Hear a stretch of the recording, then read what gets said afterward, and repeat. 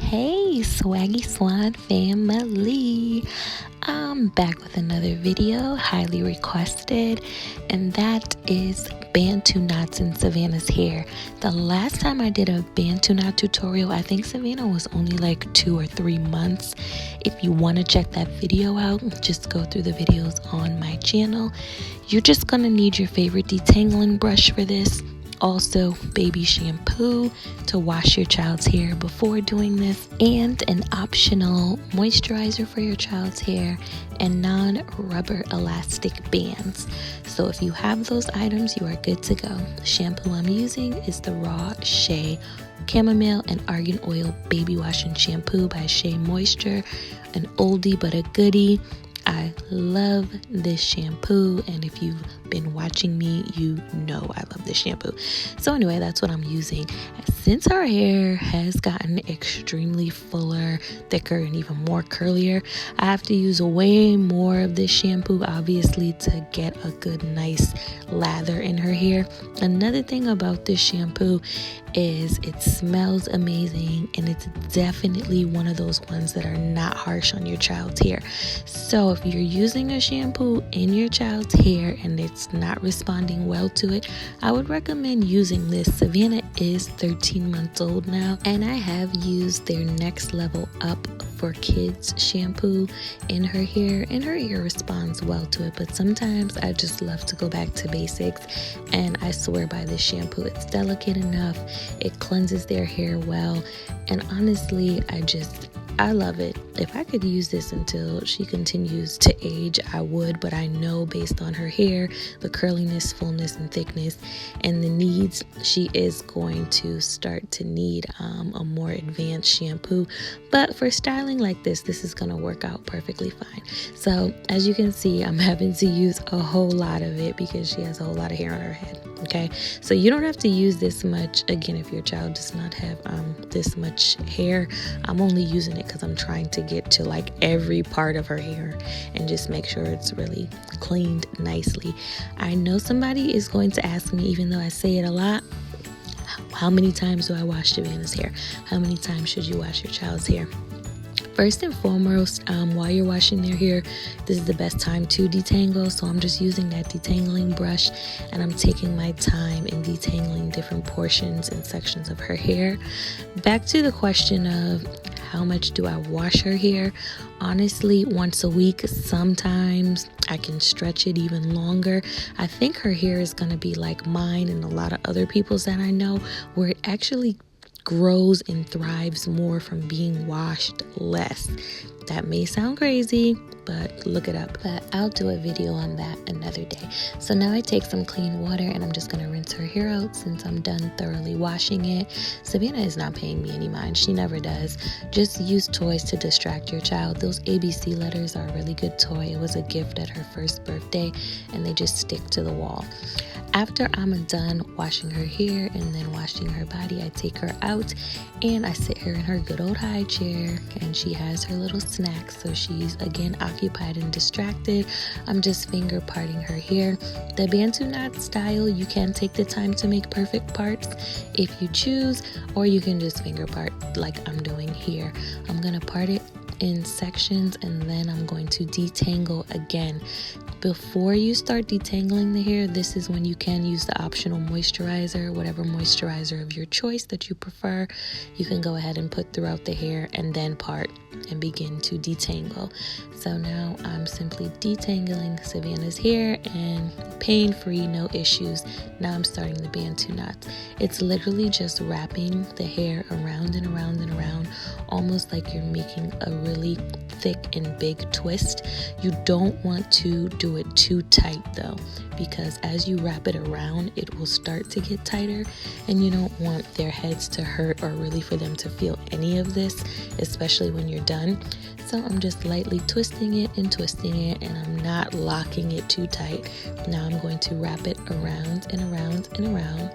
And if you do have non-rubber elastic bands, you can go ahead when you're done wrapping it, put the elastic bands around that knot, or in some instances, some people's kids' hair will just remain without the knot. But in order to secure the style, I usually just wrap a non-rubber elastic band around it when I'm done making the knot.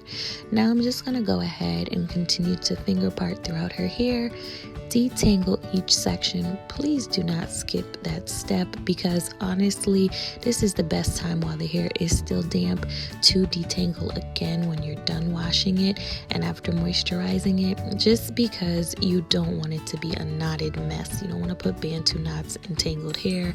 It just would be a recipe for disaster when you take these out, if you choose to take them out and try to style. So anyway, the power of editing, I'm going to go ahead, put a bunch of these in her head, and bam, we're to the back part. So this last one that I'm doing here, I'm simply detangling the section again and again. This should be pain-free, tear-free. Your child should not be experiencing any pain. If they are, change your moisturizer and change your shampoo, because their hair should be very manageable after being washed and at least after being moisturized. Okay, so it should be a simple process to detangle. Another thing is, if they're not occupied by toys, just put them in front of like a TV educational program and have them watch that while in the high chair, and the snacks. Just bring out all the reinforcements, guys. Seriously. So anyway, I'm twisting this last back piece here, and I'm going to twist. Let's pause for a second and really appreciate this growth. I know I say this a lot, but honest to God, I get the messages, so I have to keep addressing it. The growth is real, the healthy hair is real, and it is absolutely possible to take care of your child's hair and start a hair care regimen at a young age, like I did with Savannah. Boom, you see that finger pointing there. I have not had to clip her ends yet. I have not had to do anything drastic. Her hair is thriving and it's lovely, and I'm sure your guys' children's hair is lovely too if you've been following a lot of these tips. So shout out to you, moms. You guys are awesome. Moving right along, so I'm going to go ahead, twist and twist and twist this last back section here. I'm going to wrap it around to create the Bantu knot, and I'm going to finish it off with a non-rubber elastic. And at this point, I'm pretty much done. The last steps that I like to do is, because there's parts all over her head, I can take this time and really apply the Jamaican black castor oil, the authentic kind only, in her hair, because it's just easy. And I'm going to show you what I use. And Savannah is happy. She is not having a tantrum. She's not acting a fool after getting her hair done. She's just really content and happy, and that's how it should be. If you're unable to do hairstyles such as these or other ones while your child is awake, all of the recommendations about toys, distractions, educational programs, food, whatever does not work, then you just have to do what you have to do, which means when they fall asleep and they're like dead asleep, go ahead and style their hair. There's nothing wrong with that. It gives you peace of mind. Their hairstyle can be completed without pain, without tantrums, and that's okay. Everybody's process is going to be different, but you have to find what works with your child. And if doing their hair while they're asleep works, then go ahead and do that until you get to the point where you can do it like this. So now I go ahead and I grab my roll-on Jamaican black castor oil. The link will be in the description box for this. There are two different versions that I use in terms of the bottles they come in, but this is an example of when I would use the roll-on. It's similar to like throwback lip glosses is what I think about with that roll-on feature. It is so smooth and easy. This actually works really good too if you have younger children and you don't want to use the actual dropper. You can just use this. It's very soft on the scalp. It's pain-free, and I go ahead and I'm just rolling it throughout her parts. The Jamaican black castor oil is able to get all over her hair so it can stimulate growth, healthy hair, and it's the easiest thing in the world to do. And again, it just glides on and it's super safe and it does not hurt them in any way. And I'm just lightly gliding it through her hair, and the castor oil is being spread throughout.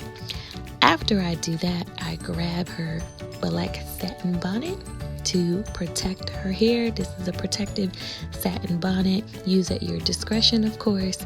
Go ahead. She's been wearing these since she was so young, so I know it's safe for her.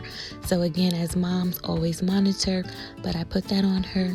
This is what she will wear to sleep. And this is what I use in order to protect this style and keep it fresh in the morning if I want her to wear the Bantu knots for a couple of days.